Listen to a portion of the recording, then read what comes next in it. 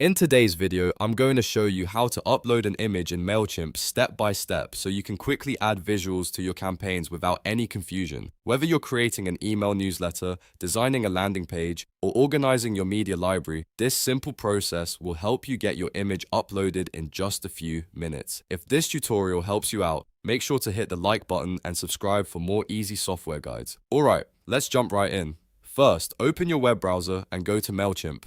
Once the website loads, sign into your Mailchimp account using your email address and password. Make sure you log in with the correct account, especially if you manage more than one workspace or brand, because the image will upload to the account you're currently using. After you're signed in, look at the menu on the left-hand side of the screen. From there, click Content. This is the section where Mailchimp keeps your images, files, and other media assets. If you've used Mailchimp before, you may already have existing content stored here, and this is also where you can manage everything in one place. Now that you're in the content section, look for the upload option and click it.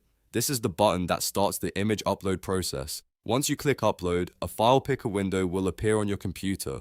From here, browse through your folders and select the image file you want to add to Mailchimp. It could be a PNG, JPG, or another supported image format, depending on what you're using in your campaign.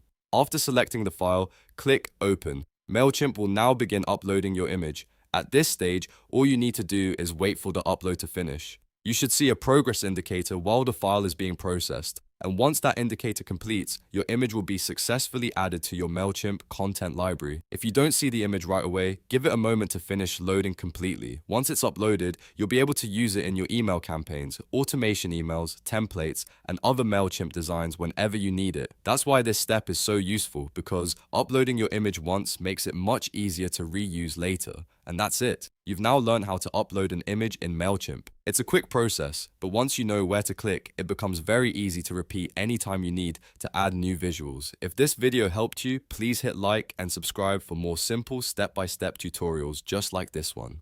Thanks for watching, and I'll see you in the next video.